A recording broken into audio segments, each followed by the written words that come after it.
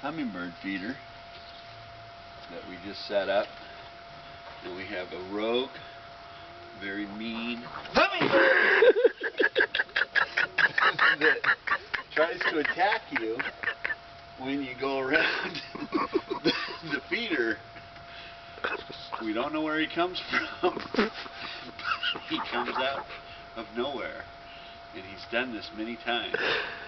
So you just got to beware of the hummingbird, because he'll attack you and stick his little beak in your ear. I'm telling you, this thing is obnoxious. He's mean. Are you guys getting all this? Can you see that? That hurt.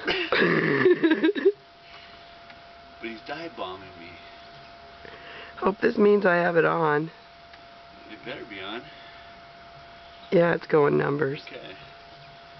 So, I think he's done for now.